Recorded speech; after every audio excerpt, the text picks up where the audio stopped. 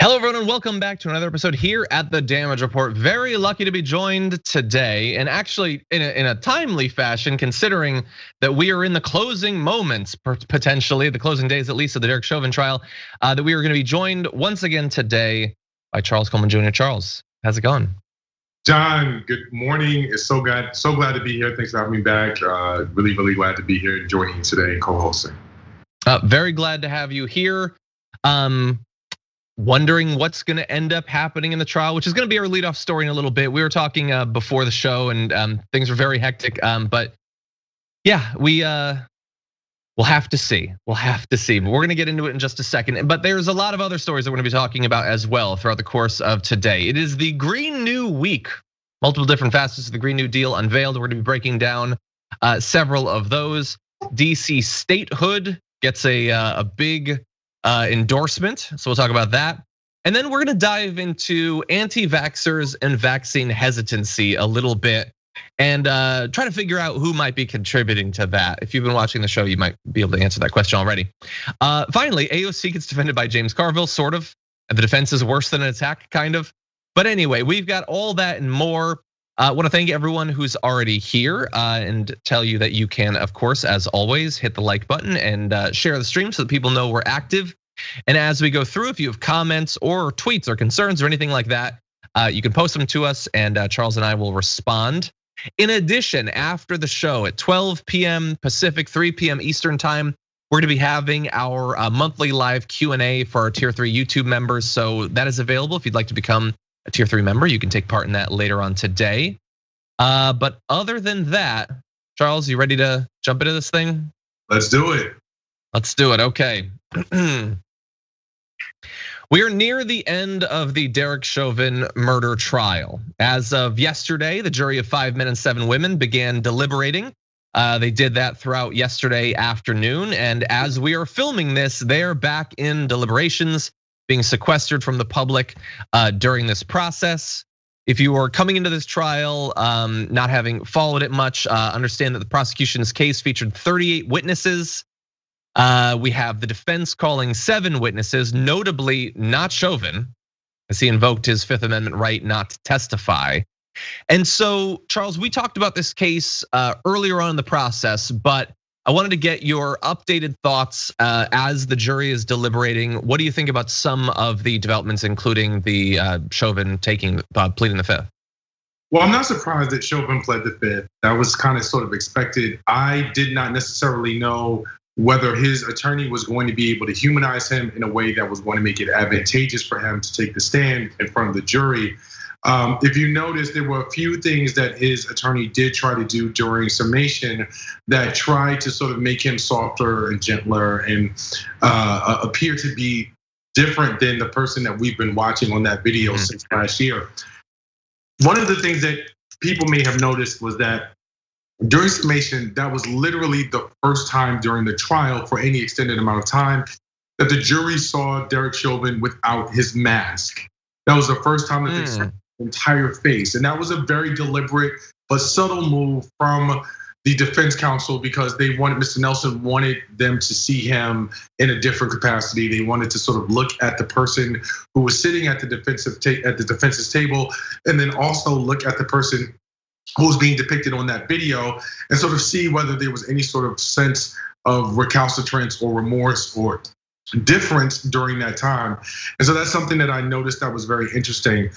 In terms of their general approach to the case, before we spoke, well, since the last time we spoke, we had not seen the defense or heard their case or really like allowed them to get into their arguments. I wasn't impressed. I think that they went into their case with about 3 distinct areas of their argument. And their case was built on 3 different principles. The prosecution, however, at every single point did an absolutely brilliant job of taking those things away from the defense so that they didn't really have them to rely on. And the result was a closing argument that was, quite frankly, all over the place. I mean, it rambled a lot. It was almost as though they were trying to throw everything on the wall and see what stuck. But here's the thing that I think viewers need to understand. The prosecution and the defense in this case have 2 very, very distinctly different approaches and desires for outcomes. The prosecution is looking for a home run. They want a conviction. Ideally, they want a murder 2 conviction. They will be happy with a murder 3, and of course, they will settle for a manslaughter conviction. But ultimately, they want the home run of a conviction which requires a unanimous verdict from the jury. Everyone has to be on the same page. The defense wants a bunt, at best a single. The home run for them is an acquittal. They know that that is not possible. They know that that is not going to happen. So what they are aiming to do is to target 1 or 2 jurors that they can distract or get to believe enough of what it is that they're offering in order to have a hung jury. And that's the difference in terms of the approach. It's also the difference in terms of the desired outcome that's really important to understand. Can I have a few questions as someone who's the exact opposite of an expert on this, about you saying that it's impossible for them to get an acquittal. So how exactly would that work? Is it that, are they going to have to consider different charges in turn with like sort of the threshold dropping, or like how would it work that in theory, if they can't get the entire jury on board, we need to talk about a relatively new show called the Republic, or UNFTR. As a Young Turks fan, you already know that the government, the media, and corporations are constantly peddling lies that serve the interests of the rich and powerful. But now there's a podcast dedicated to unraveling those lies, debunking the conventional wisdom. In each episode of On the Republic, or UNFTR, the host delves into a different historical episode or topic that's generally misunderstood or purposely obfuscated by the so-called powers that be. Featuring in-depth research, razor-sharp commentary, and just the right amount of vulgarity, the UNFTR podcast takes a sledgehammer to what you thought you knew about some of the nation's most sacred historical cows. But don't just take my word for it. The New York Times described UNFTR as consistently compelling and educational, aiming to challenge conventional wisdom and upend the historical narratives that were taught in school. For as the great philosopher Yoda once put it, you must unlearn what you have learned. And that's true whether you're in Jedi training or you're uprooting and exposing all the propaganda and disinformation you've been fed over the course of your lifetime. So search for UNFTR in your podcast app today and get ready to get informed, angered, and entertained all at the same time.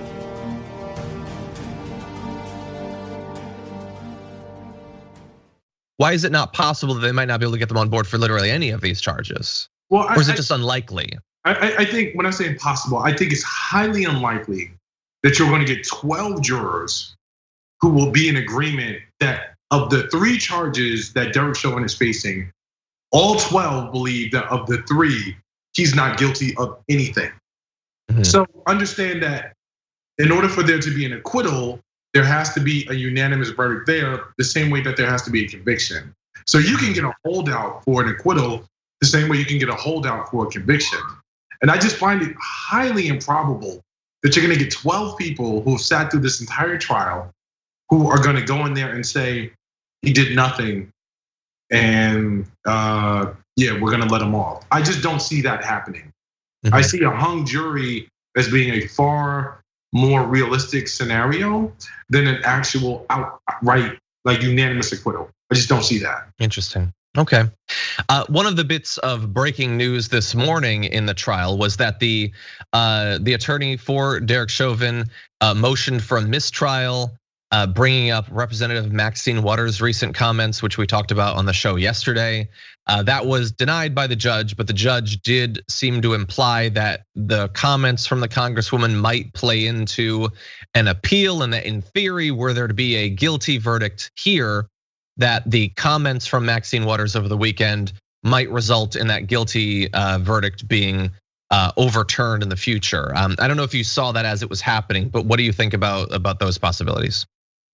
I think that Auntie Maxine needs to mind her words at a time like this, not necessarily because I think that it is deeply problematic. I just think that we don't want to give any sort of reason at all for something that could be not necessarily a mistrial, as the judge has already ruled on that, but ultimately viewed as either reversible error or something like that. I understand that Recently, President Biden weighed in on the case as well. Also a bad idea. Here's the thing. The jury has been sequestered and instructed not to consume any news whatsoever. So that is the backstop that the judge has created to sort of shield off any accusations of unfair prejudice or undue prejudice against the defendant for something like this. However, what we don't want to see happen is somebody gets a whiff of that and then it becomes a conversation in the jury deliberation room. Of course, the judge has given instructions in accordance with the law, but what I can tell you from actual experience is that that doesn't always hold up. It doesn't always happen in that way. And so because of that, you just want to not leave things up to chance. And so while I can appreciate the vigor of Congresswoman Waters, I just think in this situation, it's something that I feel like she should have stayed away from. Okay. You know, we're just too close to the finish line. I don't disagree with her sentiment. I don't have a problem with what she said. I just think that the stakes are simply too high to have put that where it is right now. Sure.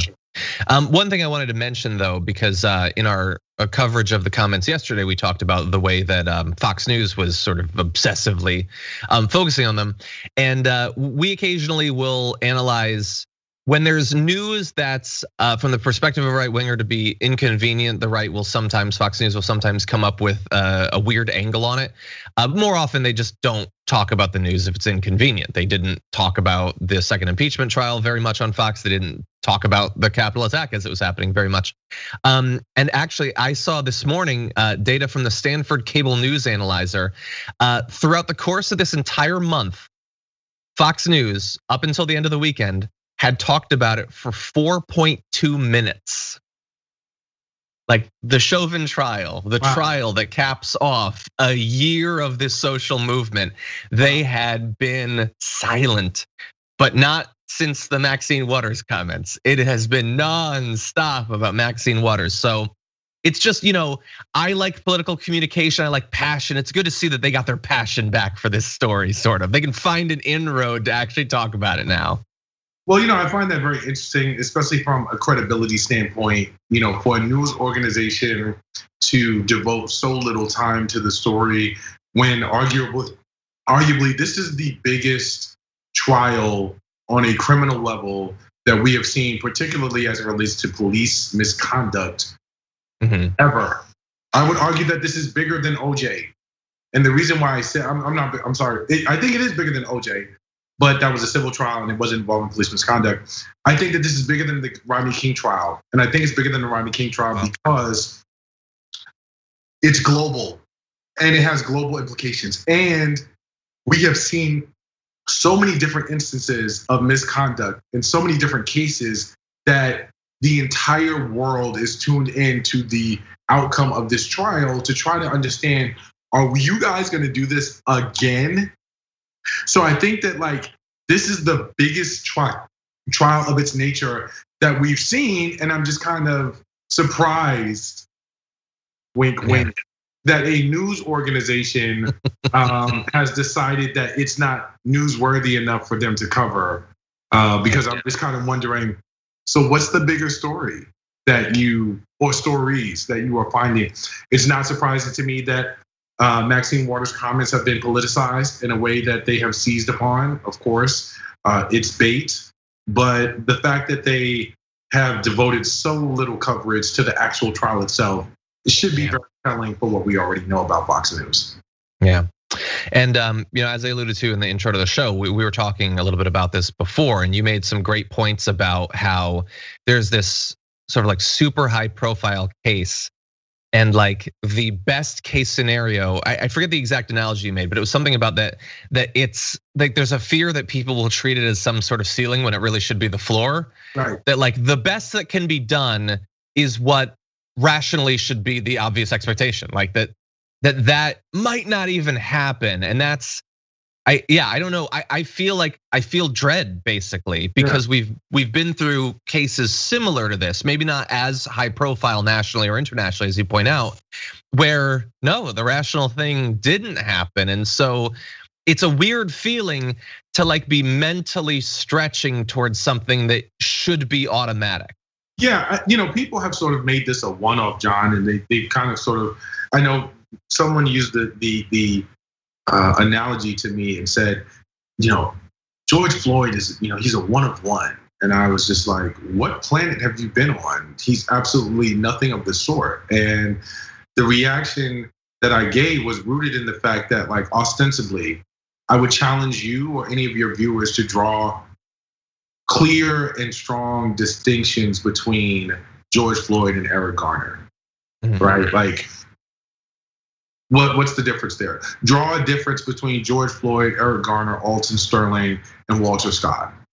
All caught on video. Terrence Crutcher, all caught on video, right? Like, instance after instance after instance. So while we have, in somewhat of a degree of hopefulness, attached this weight to this case as though it is the gold standard of American jurisprudence and justice, we should be clear that this is not our ceiling, it is our floor.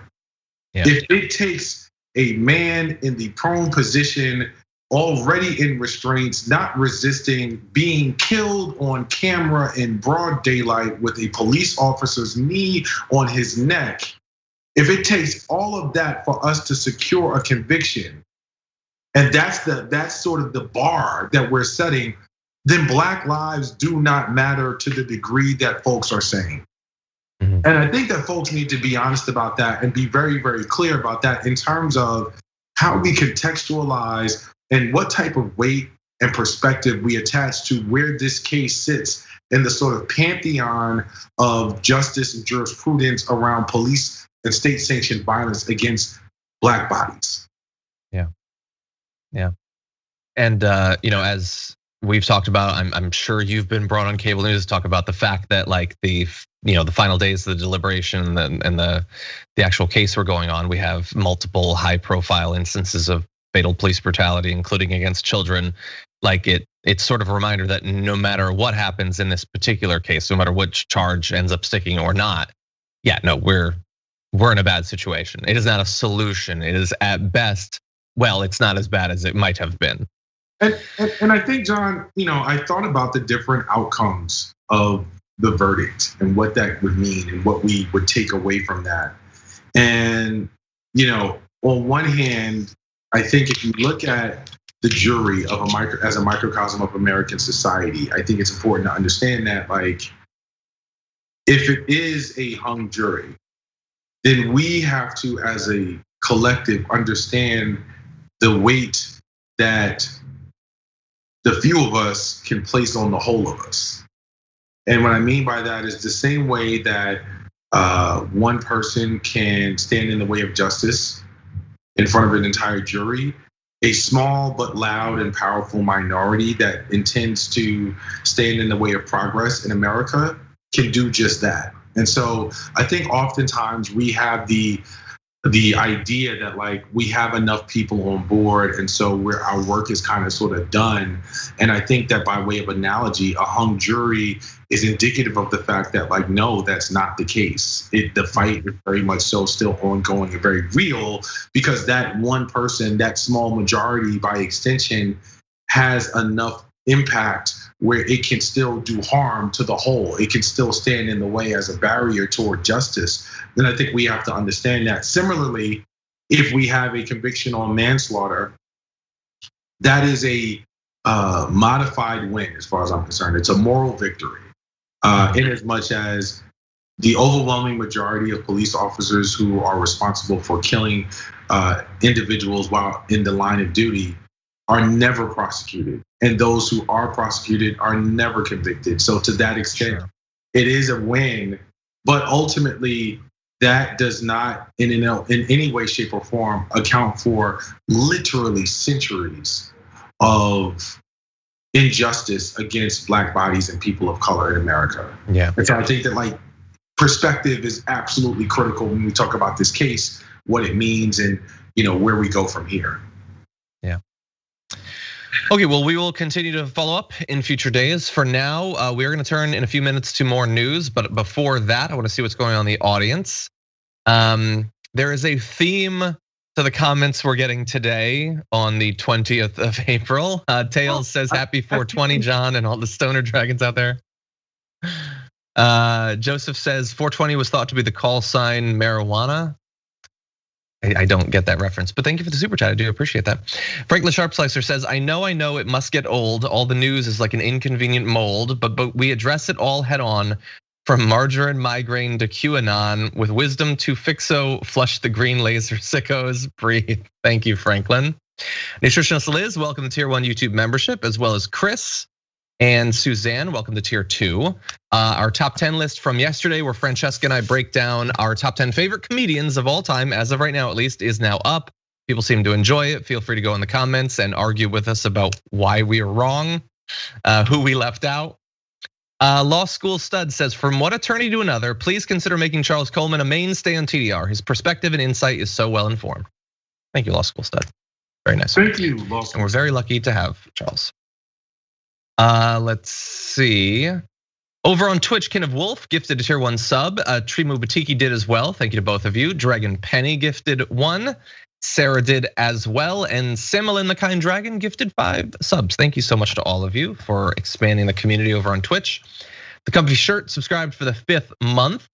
Zuna2 for the 8th. Let's see, Central Committee for 9 months. Hey, Central Committee, how's it going? Over here on TDR, good to see you. Kerner for 6 months, and Mandy Rocka Fire Dragon for 5 months. Thank you to all of you. I saw Jess freaking Ortega highlighted a message, happy 420 Dragon Squad from Canna Dragon. It is truly your day, Jess, so thank you for that.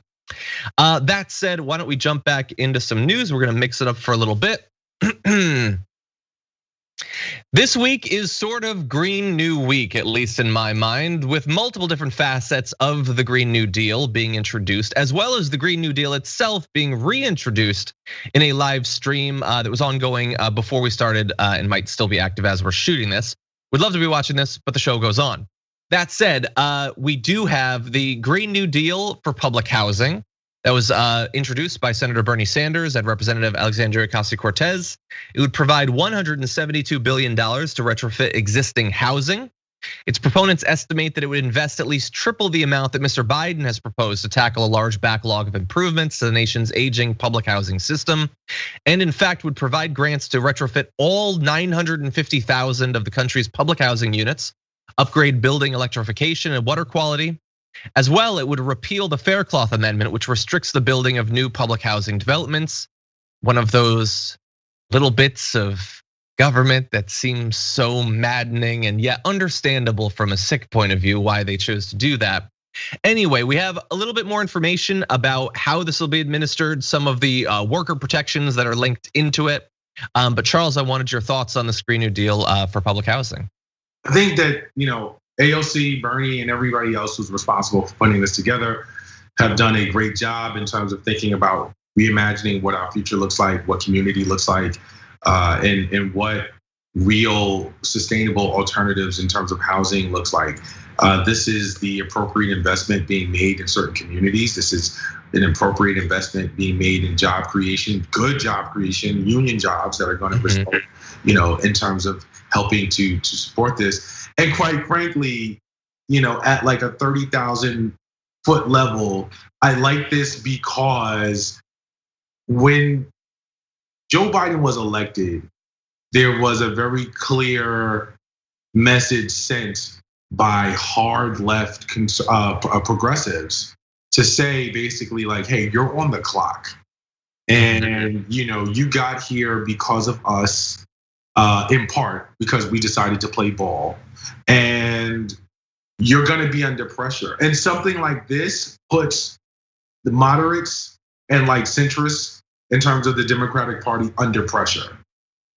Because they have to sort of get on board and deliver, because we all know that a significant part of Joe Biden's administration is going to rub off on Kamala Harris as someone who is likely going to be a one-term president. So the relationship that this administration has with the far, far left, if you will, is going to really have an impact in terms of how well or how poorly they set Kamala Harris up for a run, presuming that she is going to be, the candidate during the next presidential election cycle. And so this is what you're supposed to do. You're supposed to ask for everything and get a few things maybe and figure that out. And so I think the vision is smart. I think it's aligned with what Democratic policy and politics are supposed to be about. This is something that I think speaks to what people who are generally aligned with the Democratic Party expect. And I applaud them for doing that. And I think that, again, the gamesmanship that's involved with introducing this at a time when Joe Biden is talking about infrastructure and sort of to be aligned with this makes a lot of sense, and it's smart. And I'm curious to see how it plays out. Obviously, I don't expect everything that is proposed in the deal to get passed, but I do want to see what remnants of it or what it looks like as we go forward, where there is room to sort of move some things around and maybe tone some things down, and then what of this bill or of this sort of plan becomes the non-negotiables. So I'm very interested in seeing how this plays out. Yeah, I agree. Timing wise, I think it's a great idea. The infrastructure bill is in the public consciousness, but not yet. Like, we're not in the thick of it yet, so there's time to influence the opinion of people, get them on board with this. As you said, it is pressure not only on Biden but also on the centrists, and that's where I wonder, like, this is, after all, $172 billion of government money going to help people who need it most, which is not typically what the government likes to do or what our Senate likes to do. So hard sell, obviously, and not just for Republicans, but Joe Manchin, the guy who just understands the downtrodden. I have a feeling he'll probably find a way to have a problem with this. And Kyrsten Sinema will probably be right there with him. So we'll have to see, but still, you have to put it out there. You have to put pressure on people, and hopefully that will work. I also liked your point about Kamala Harris, and not only that she's almost certainly going to run, but it would seem like both based on her 2016 experience, her run in 2020, that she's definitely going to pitch herself as more progressive than Joe Biden, and it makes sense pragmatically too, because she doesn't need really to pitch herself as, this like dependable centrist establishment Democrat, because she's already the VP. She can sort of like get rid of those people with that. She would want to ward off some sort of primary challenger from the left. So in theory, if I were her, I'd want to spend the time between now and the run really trying to burnish those credentials. Like, we have the Green New Deal for public housing. We're about to turn for the Green New Deal for cities. There is, after all, the full Green New Deal. She should want to be involved in all of this. But so far, at least, it's only a couple months into the presidency. I haven't really seen her much. I know that she just took a trip to the border, but other than that, she's been kind of in the background. Well, I think a big part of what they may be trying to figure out is, where does her voice have the greatest impact in a way that doesn't become a distraction or a liability. I mean, the administration's priority coming in was clearly COVID, which is understandable, and getting that under control.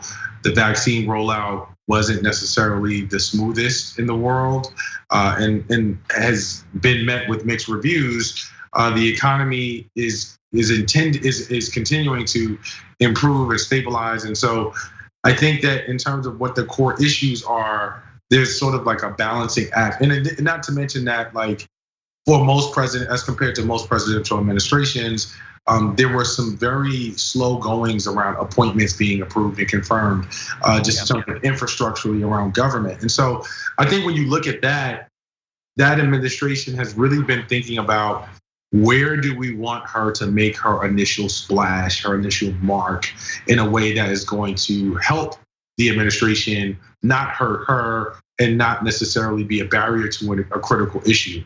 But as the old saying goes, you think too long, you think wrong. And so at some point, it is important that she gets in the mix in a meaningful way. And I don't necessarily know that there's pressure on her at this point. However, I think you make some very good points about the cost of this Green New Deal and the rollout there. not just with respect to housing, but with respect to cities and the overall thing. It's not just a Republican versus Democrat ideology thing. That's a hefty bill.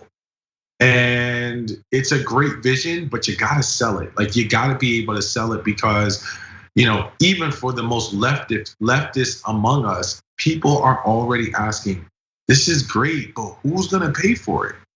And so I think the Biden administration, in addition to, especially Kamala Harris, before sort of engaging this particular passion point or policy point, has to really think about, if I do align myself with this or I am involved in this, is this the right move? Because A, it's going to create a direct attack on me as a spendocrat, as folks will say, or B, if I am trying to be the voice of reason in a room with AOC and Bernie and other hard left progressives, and I seem too centrist, that could potentially come back to bite me in the behind when folks are talking about the fact that I wasn't progressive enough in conjunction with this Green New Deal.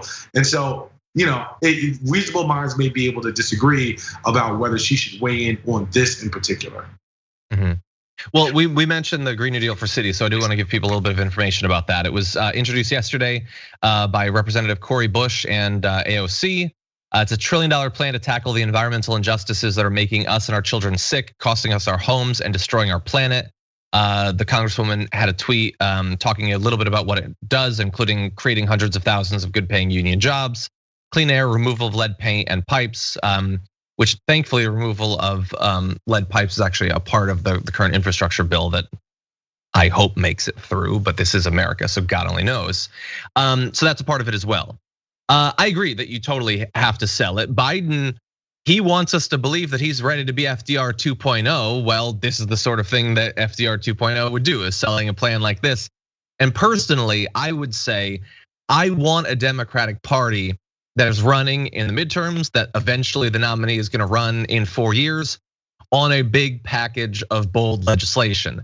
Because the Republicans are going to be running on a combination of somebody canceled me and Dr. Seuss, and that's gonna be pretty much it. I mean, really in 2000, Trump literally didn't have a platform. They didn't pass a platform at the RNC. Multiple times he'd be asked what he wanted to do and he had nothing. And I don't know that like nominee Gates in 4 years is gonna have much more. And I think people are hurting. They're still gonna be hurting from, not just the pandemic, the economic damage that's being done during the pandemic, but God knows what crises are gonna happen between now and the next 3 years. And I would rather have the Democrats risk being, called spendocrats or whatever, than run like the Republicans, where it's just, it's something about the border. And that's pretty much it. Not even acknowledging, let alone attempting to solve the many problems that people are experiencing. But we'll see. We'll see what Harris's strategy is. I tend to agree with you. I think that for a very long time, one of the biggest points of frustration that I've had, along with some people who I know, with Democratic Party politics is that there has not been a clear agenda. There has not been a clear platform. Regardless of whether that was like actual policy or even ideology. I mean, I think that Democrats were heavier on ideology, even as that may not have been clear entirely, but very sort of light on policy in terms of what their priorities were. And the thing that Republicans have done very, very well over the past few election cycles is that they have found a way to have everyone on board, even if what they're on board about is trash. So like, even if it's like, America first, everything Anglo-Saxon, this is what we want to do. That's what everybody's on. And it's very, very clear what their message is. And I, did a test on a number of different occasions during the 2016 election cycle. And then even during the most recent 2020 election cycle, where I asked people, what is the Democratic platform? What is the Democratic message? And it wasn't entirely clear. Most people who were casually involved in electoral politics did not know. There was not any unified message. And even if it is something as simple and equally nefarious as make America great again, there has to be some level of a centralized message that is connected to policy. And so to that extent, I do agree with you. The Democrats do need something that they're going to be able to sort of wrap around, sell, push, and be unified on in terms of walking into that election. I think it's a much better strategy. Yeah. Well, we've got other stories we're gonna turn to. I wanna read just a few super chats before we do so.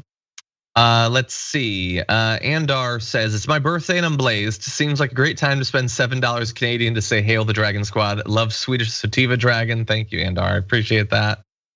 Ellen says, so happy with my Green New Deal t-shirt. Thankful I found you. Can I be thankful, Dragon? Well, you appear quite thankful, so it checks out and we will allow it. Thank you.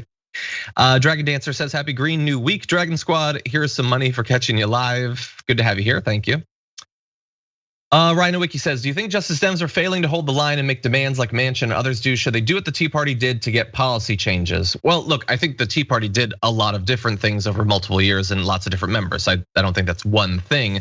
I think that they are doing things. I think that we can certainly expect more. I think more direct confrontation with those could potentially be good. The issue is one of leverage. What leverage does AOC have over Manchin? Maybe we can come up with something. We can't, but it is difficult. I mean, Manchin feels emboldened because he is in a position of great power, singularly more powerful, not only because he's a senator, but because he can be the one who sinks it.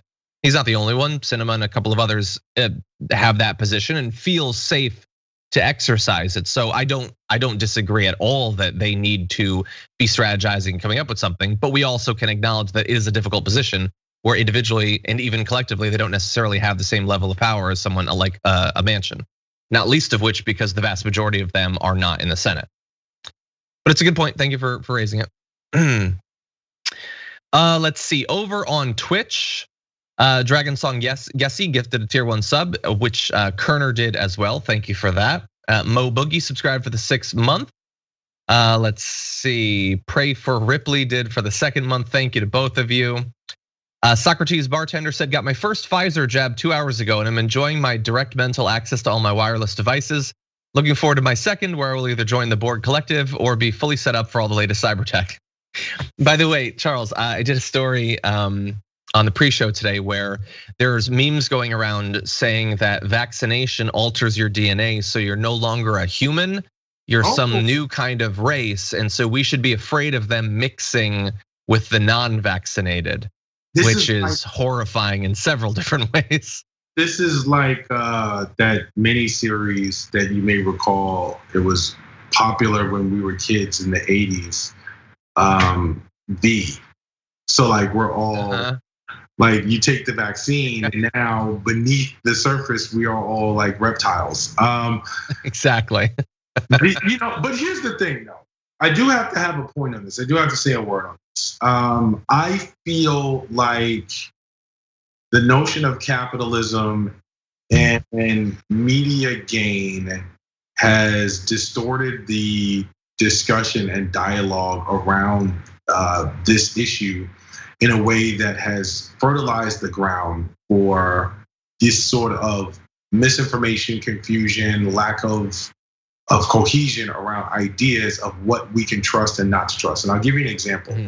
When the Johnson & Johnson story broke, it was literally breaking news. We interrupt, what's currently going on in order to bring you this story about Johnson & Johnson's vaccine being halted in terms of production and distribution, because we are aware of 6 different instances of adverse effects, of serious adverse effects as it relates to the vaccine. That was breaking news on every major cable news network. And the issue that I had there was a level of, for me, it wasn't responsible in terms of how it was done. It was breaking news and it was going to get people's attention and it was going to somewhat have a little bit of hysteria attached to it. And I recall watching the stories and Anchor saying, this is not something to panic about. This is not something to go crazy about. The vaccines are still safe. Well, then if that's the case, why are you like literally opening up a whole new can of worms by making it breaking news? I'm not saying that it's not a story. I'm saying that the sensationalism that you have placed around the story can be confusing to a lot of folks. Sure. For weeks prior to that, many news outlets were saying it's safe. You need to get vaccinated. You should go do this. Everything else, like this is important. Herd immunity. We need to get out there. We need to get vaccinated so that we can open back up and be safe around each other and enjoy our summer together. And then for 6 people, you get this story and it's like, oh my gosh, it's halted. Like like everybody needs to know this, but it's not that big of a deal because it's only 6 people. So. Yeah. Well, which is it? You know what I mean? Like, I think that's the thing. That's the one piece that I will say is that the tone and its inconsistency and erratic nature sort of created a space that invited a lot of these sort of kooky types of theories. And now, we have a reptile race. Exactly. And we should all be scared about that. Breaking news: reptiles are among us. Breaking news: zombie apocalypse of the zombie apocalypse of the vaccinated, right? Like easy, but with scales and forked tongues. And I got J&J, so I'm feeling kind of snaky right now, actually. Anyway, well, you know what? We're gonna get to a little bit more on the vaccine in a sec. I just wanted to touch base with a bit of breaking news. But don't be scared. Don't be scared. But we will turn to our next story now. In the last week, the Dems in the House have put forward their bill to recognize DC as the 51st state. Today, the White House has formally declared its support for the House bill as well, saying it would provide the residents of the district with long overdue full representation in Congress, with the Office of Management and Budget putting out a statement saying establishing the state of Washington, Douglas Commonwealth as the 51st state will make our union stronger and more just. Washington, D.C. has a robust economy, a rich culture, and a diverse population of Americans from all walks of life who are entitled to full and equal participation in our democracy. So that's a few different reasons for why the OMB believes that DC should be a state, recognition of its important historical position, the people that live there, the sort of foundational American concept of no taxation without representation. On the other hand, the Republicans would counter no. Why? It would probably help the Democrats or whatever. So it is being pitched as a complete non-starter, Charles. Actually, I don't know what your position on DC statehood is, but right now Biden has weighed in. He supports it, so it automatically becomes a higher profile thing. I'm for it. I've worked on Capitol Hill. I lived in DC before, and I think that it is a very, very stark example of American hypocrisy to have a city literally where is the capital of your democratic state and the people who live there are not represented in government. It to me was just the basis of the highest level of contrast ever. And I've heard all the arguments about DC being a federal city and sort of existing outside of the realm of regular America in that regard. And I understand how all of that came to be. However, what I also understand is that DC is a city that has a significant population of Black people and other marginalized groups and communities. And it is not by accident that for many years, these cries have gone unheard and unattended to, and that people have made this a non-starter. Consider who lives in DC, and consider what the conversation would be like if the people who live in DC now did not. And when I say that, what I'm referring to is the influence of gentrification in different parts of DC. As DC has become less Black, this conversation has become louder. When this is not a new conversation for anyone who has followed the news, Eleanor Holmes Knowlton has talked about this literally for decades. Marion Barry, when he was alive, the former mayor of DC, was something that he pushed for literally for decades, right? The CBC was behind this for decades. This is not a new discussion. What is new is that the demographics of DC have begun to lighten, shall we say. And so now I think there is a greater sense of acceptance around what that could mean and what that could look like. And so people are more engaged for the conversation. It's not a surprise to me that conservatives and Republicans are not interested in that discussion because it doesn't benefit them. However, I do think that this is also similar, not exactly the same, but similar to John Conyers' unending fight to get Congress to study or pay for or fund for the study of reparations, and that the more you continue to beat at the door around an issue, the more of a chance that you may have to actually make some progress at some point, even if it's not something that you see. So for years and years and years, this had been a discussion. It was a non-starter. Couldn't get any real support outside of the CBC and literally Eleanor Holmes Norton. And now we're seeing that it's expanding. And I think there are a number of different examples of that. Conversations about reparations, right? Conversations, like all of these things are things that we have not seen this type of progress in our national dialogue around before, and it only underscores the need to continue to keep pushing. Yeah. Well, what you just gave was a nuanced historical argument for why potentially it should be a state and the path, the multi-decade path to get it to be there.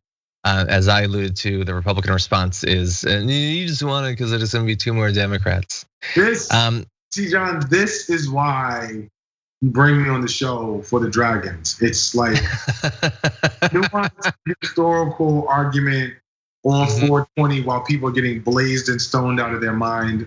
I'm sure this sounds like the best melody in their ears that they've ever heard.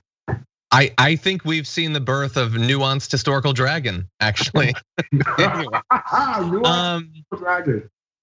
Yeah, but like I said, the Republicans just say, no, you want more Dem senators. Okay, so my response to that would be, and this is not gonna be nuanced or historical. You guys say you are, maybe this is historical. You guys say that you are the party of personal responsibility and the bootstraps and that frontier spirit of just getting her done and all that. So here's the thing. So you look at DC and you say they generally vote Democratic. And so presumably were you to make a mistake, they would vote for the Democrats. Here's an idea. Take some notes. Come up with some ideas that would appeal to the people that live there. And then maybe they'll vote for you. How about that? How about do something that they would like? And then maybe they'll vote for you. That's not even a part of the conversation. The idea that the Republicans might try to appeal to the people that live there. The people of DC are dead to them. There's no chance whatsoever that they could ever come up with a single idea that would be appealing to them. And that's not me saying that. That is their behavior screaming it. Same for Puerto Rico, hypothetically as well. It is just not even a possibility. There is no world that these people would ever want anything to do with us Republicans. That is what they're saying. So they don't want to say that though. So they have to come up with some argument. So they have come up with one, and it is no, it's too small. DC is too small. And that is kind of a ridiculous argument, although what if it could be a little bit more immediately ridiculous? Well, they found a way. Here is Representative Mace earlier today making this case. Certified. We're seeing it now with DC statehood.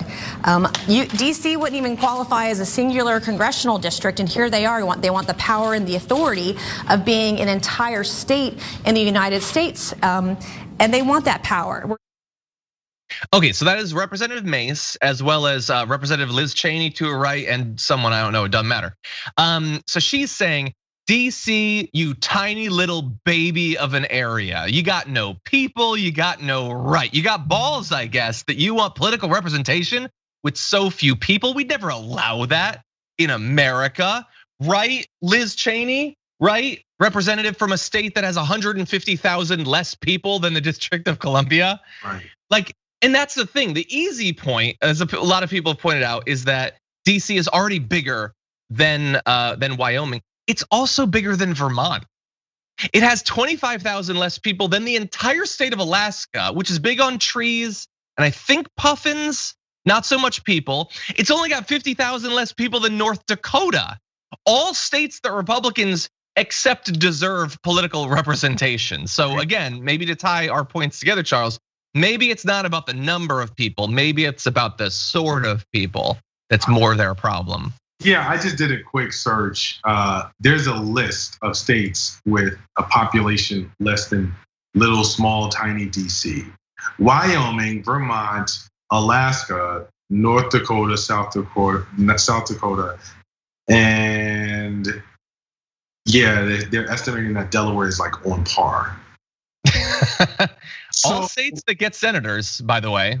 Yeah. So like, that argument is just complete. And I'm actually surprised that people's communications folks have not really considered like, hey, listen, you're about to advance an argument that doesn't make sense.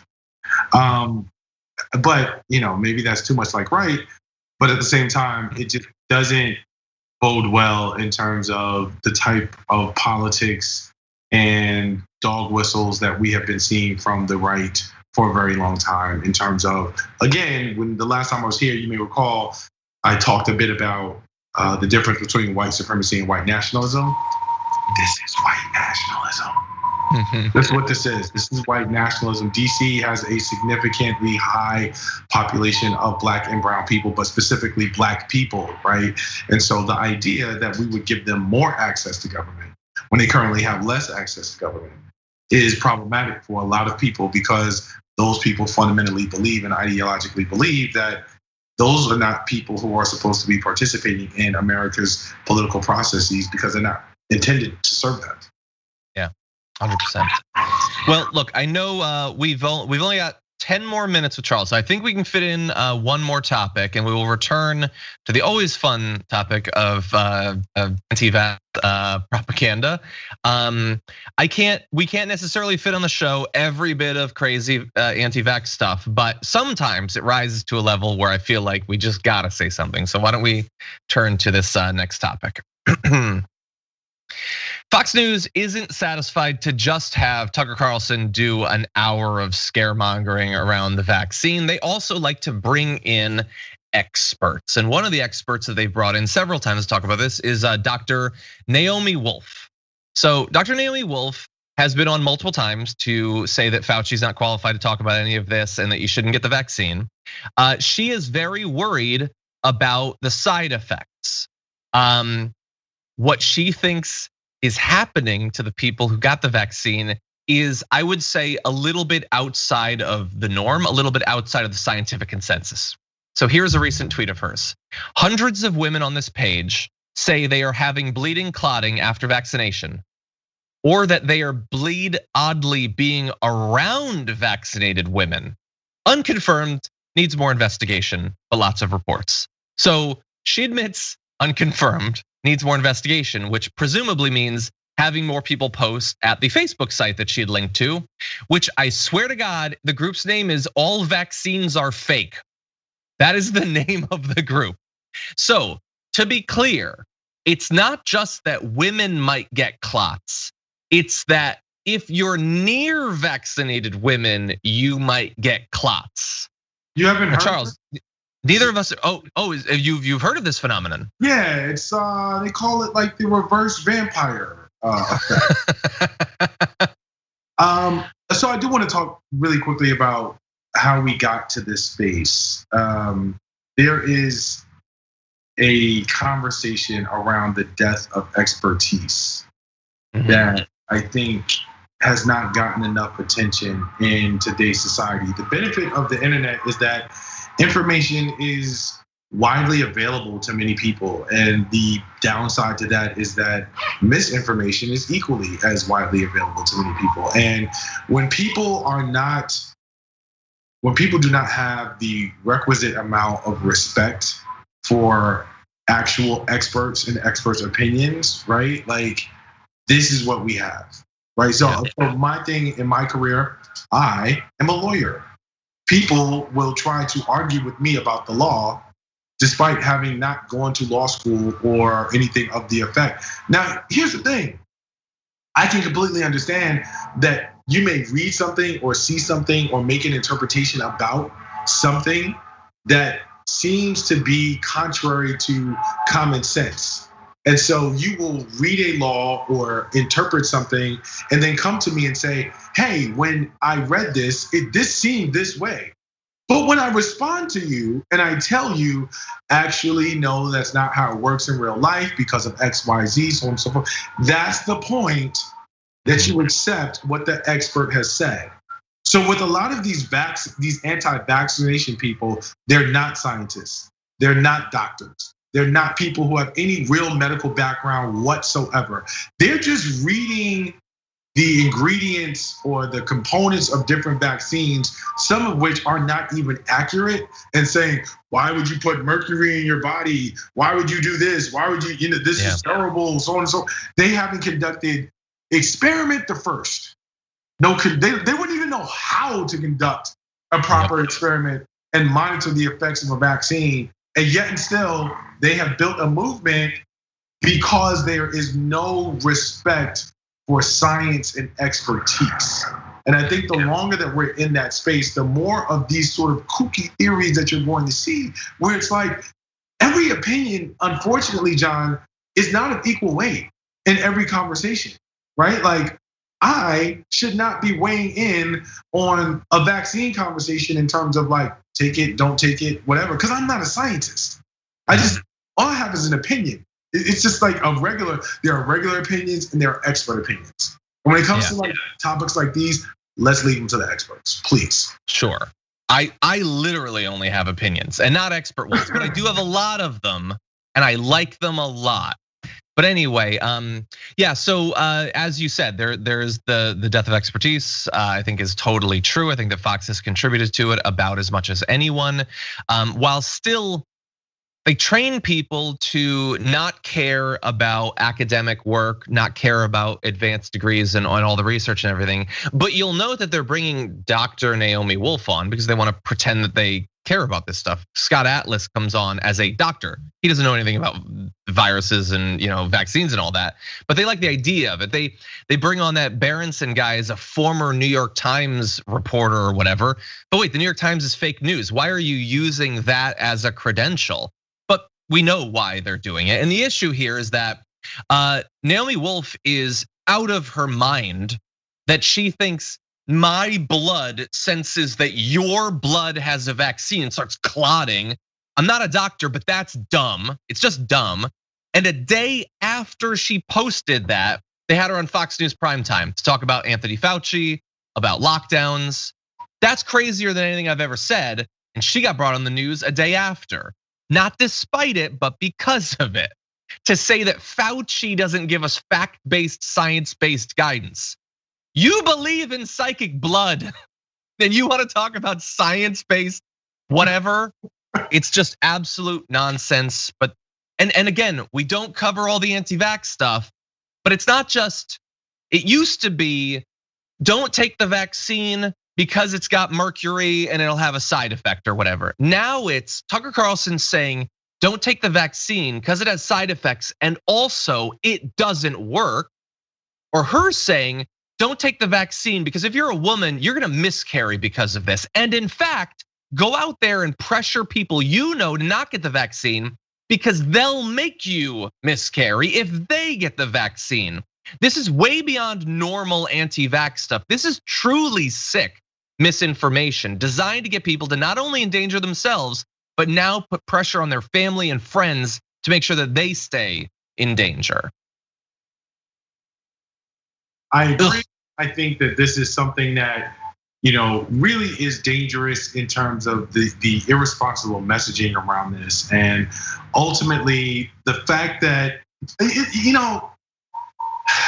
I have to say, and I'm very careful about this. I do appreciate this platform, and I don't want to get anybody in any trouble, but I do think that, like, on a certain level, this is exploitative. It exploits the level of ignorance.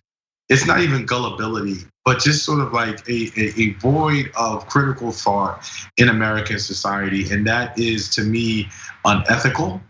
And it rises to the level of being deeply problematic, because what we have to understand is that there is a very, very clear link between the disregard for facts, science, and expertise, and the ability to put forth crazy conspiracy theories and what happened on January 6th. And people don't sort of understand that. They don't understand that, like, when you create an environment that is primed for these types of crazy theories and no respect for actual authority, whether it's expert authority or legal authority, processes, whether it's actually testing white papers, research, other things of that nature, or an election for that matter, that there are consequences because people listen to your words and they take them in and they have real, actual impact. And so while you and I may have a very reasoned and understanding conversation about it, where we can both sort of laugh and chuckle at the absolute absurdity of this, it's important that we keep in mind that, like, there are people who are buying this hook, line, and sinker. And they're making decisions that are going to be harmful for themselves and other people around them. And when we have outlets, media outlets that have impact, like a Fox News, that's just unacceptable. Because the impact is really real. And if you ever underestimated what that impact can look like, look no further than what we saw in the Capitol in January 6th. I know that people may think that's a bit of a stretch, but is it though? Is it really a stretch to allow for kooky theories and QAnon folks and Jewish space lasers and everything else to be a part of the dialogue, and then wonder why certain people act on them? Why is that such a stretch? Because it isn't. I agree. Unfortunately, that is all the time that we have with Charles. Charles, want to thank you as always for joining us. Had a great time. Really appreciate your perspective. Until next time, though, where can people follow you? John, so glad to have me. So glad to be had, and so glad that you guys. I appreciate it. I always really enjoyed coming on the show and co-hosting. Thank you. Folks can find me on Twitter at CF Coleman Jr. That's CFCOLEMAN Jr. On Facebook, Charles F. Coleman Jr. I'm still a dinosaur. I still do use Facebook. I'm on IG. I need to get my IG followers up, so please follow me on Twitter, and my Twitter followers up. So please follow me on Twitter and IG. Like Facebook, I know nobody uses it but me, so if you want to look me up, that's fine. But on IG, it's CFC40 _ official. Again, that's C as in Charles, F as in F, C as in Coleman, 40 _ official on IG, or you can just look me up on my name and you'll find me. So awesome. I appreciate you guys, and thanks again for having me. I truly enjoyed it. Thank you, Charles. Hope to talk to you soon. Take care, John. Okay, everyone. Well, unfortunately, that was all the time we had with Charles, but we do have a little bit more time. So, assuming the producer will allow it, can we do our next story at least? We're good. Okay, awesome. Okay, I'm gonna inflict this on the audience right now. So let's jump into this. Donald Trump appeared on Fox News and he seemed bewildered by something that he's seen out there in the country. For some reason, some Republicans not that excited about taking the vaccine. Listen to the former president here. You know, they all want me to do a commercial because a lot of our people don't want to take vaccine. You know, I don't know what that is exactly. Republican, I don't know what it is. You encourage people to get it. I encourage them to take it, I do. But they want me to make a vaccine. Did you get it? Yes, I did. I had it and I took it, okay? You got both. Because I believe. So here's the thing. They want me to do a commercial saying, take the vaccine. Well. And they think that's very important, and I'd certainly do it. But then I call them, I say, let me ask you a question. You just did something. 6 people out of 8 million people.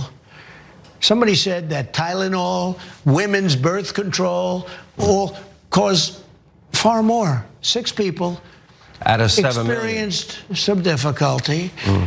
6 people, and that's too bad. It's terrible. But they paused it. That's the worst thing you could have done from a public relations standpoint. They paused Johnson & Johnson vaccine. And it probably even affects the other vaccines a little bit. I think it's very suspect is what they did with Johnson & Johnson, because the only people that are happy about that are Pfizer and Moderna. The only people that are happy about that, because what they did is a terrible, terrible thing. Okay, so I agree with him on one point, which I will turn to, but let's just do a bit of fact checking. It's Pfizer. It just is. It's Pfizer, not Pfizer. He said it over and over. It's really weird. Also, on the pre-show, we talked about Republicans heading down to Mar-a-Lago and saying, like, no, you guys don't understand. We've been hanging out with Trump and he is ready to go back on the campaign trail. He's ditched the spray tan. He's been getting real sun. He's been dropping weight from all the golf. That looked like a fake tan to me. And he looks like hell. I'm just gonna say he looks like hell, but that's just me. Like I said earlier, I'm not an expert and I just have my opinions. That said, he thinks that people should take the vaccine. And he is one of the most influential people in this country. That is a sick, weird place we've ended up in as a society, but he is, and he's saying it on Sean Hannity. Now, he has put out multiple statements in the past saying, I want you to take this vaccine, but Fox won't cover it. Even though every one of them has gotten the vaccine, including Sean Hannity, they won't cover it. Well, when he shows up on there and he says it, they don't have to cover it, it's there. And so hopefully that gets through to somebody. I also kind of agree with him on Johnson & Johnson. As we've said, I'm not a doctor. I don't know about any of this stuff. I have, however, watched every episode of House, and so that gives me some base level of expertise. And they paused with very few instances of those blood clots. Now, they did what they think is responsible, and apparently the American people agree, because a poll today shows that 88% of the country thinks that it was the responsible thing to do to pause it. Additionally, 91% of respondents knew about the pause, which, as they point out in the sort of summary of the poll, is generally a higher level of information than people's understanding of who won the Super Bowl like the week after. So lots of people knew about it. They thought it was a good idea. My fear, and I think he sort of expresses this in his weird rambling thing. We cut that down. It's insanely rambling and crazy, but is that people might come out of this with an increased level of vaccine hesitancy. So I have been wondering, are we gonna have evidence with which to evaluate if that's happening? And we kind of do. So in this poll, we're gonna show you a chart that is, God help you if you're on mobile to understand what's going on here, but take a look at this. So how likely are you to get the vaccine? This is updated information for after the pause.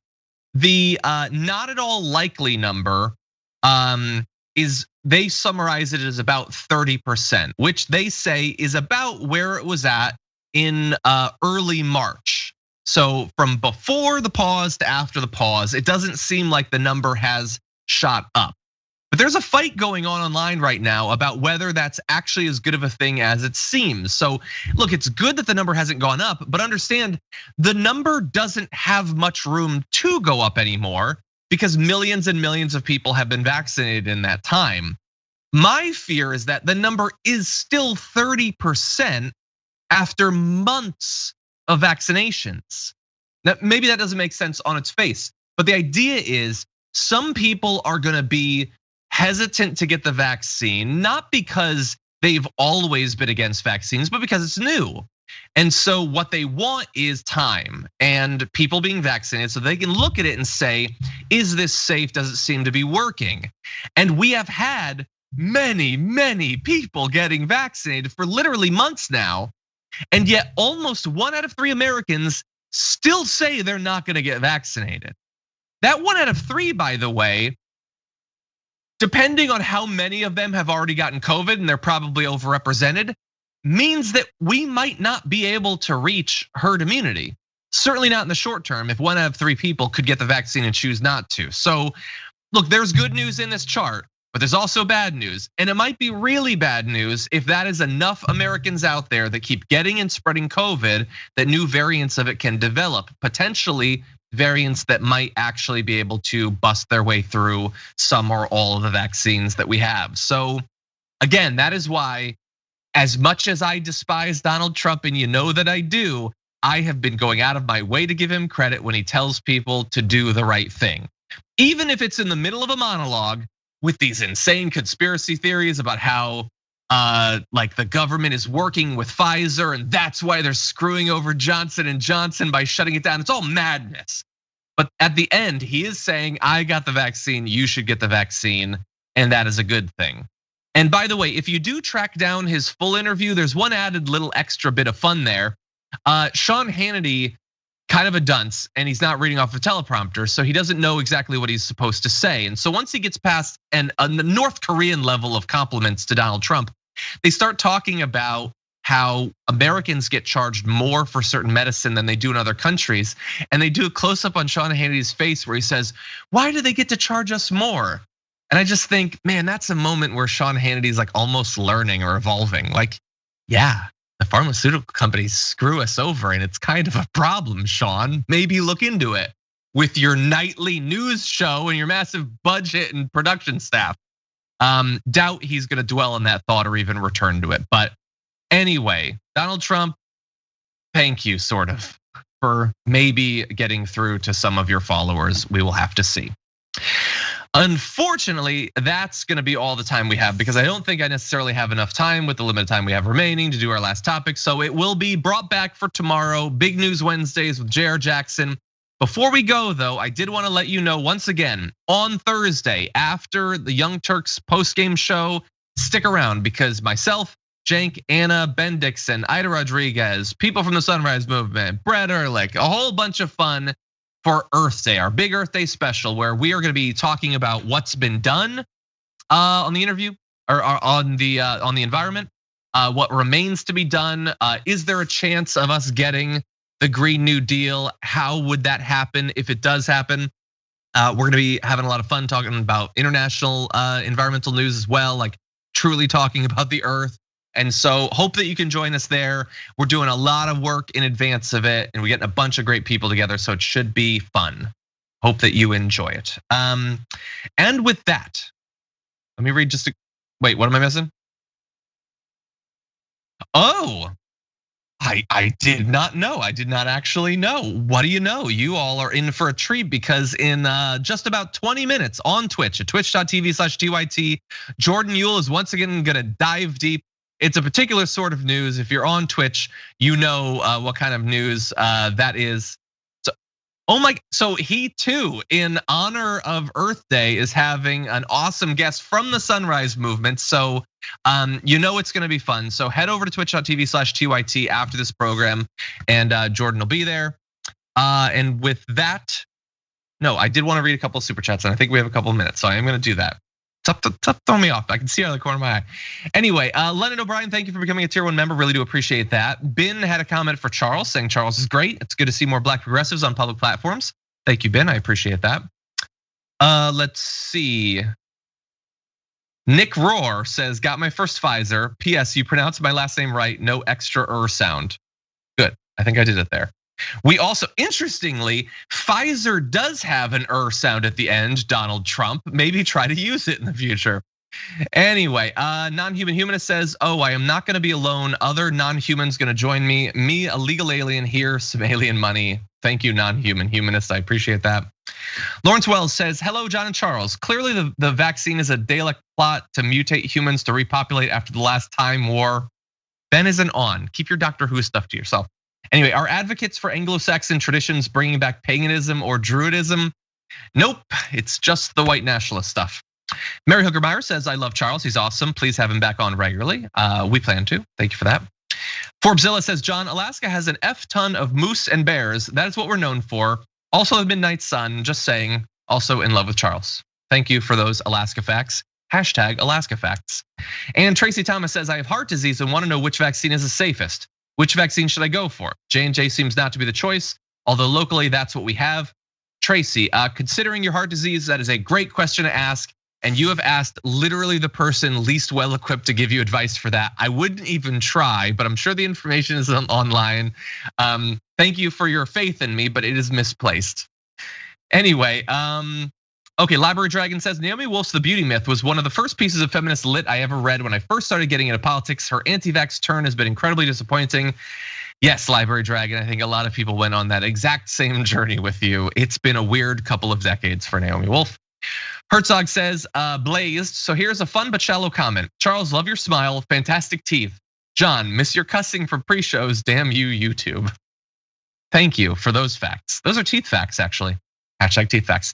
Panda says, I'm pregnant and my doctor is doing a trial for pregnant women in the Pfizer one. I don't qualify because I'm diabetic and my numbers aren't great, but it's going good. And he says, I really should get it. Well, maybe they will change that advice at some point. And hopefully you'll be safe either way if you can't get it. Oh, one final comment from Bart. He says, John, I finally got my second dose of Moderna last Friday. One of the advantages is I can now interlink with the Jewish space laser station. So if you need me to heat up your Pop-Tarts via the laser beams, just let me know. Or if anyone from the Dragon Squad needs a light for 420, drop me a line. Happy 420 Dragon Squad. Happy 420 Bart, and to the Dragon Squad. Hope that you have a great holiday. Join me tomorrow for Big News Wednesdays. And either way, you got Deep Dive coming up next with Jordan Ewell. So until next time, stay safe out there, stay sane out there. I'll see you soon.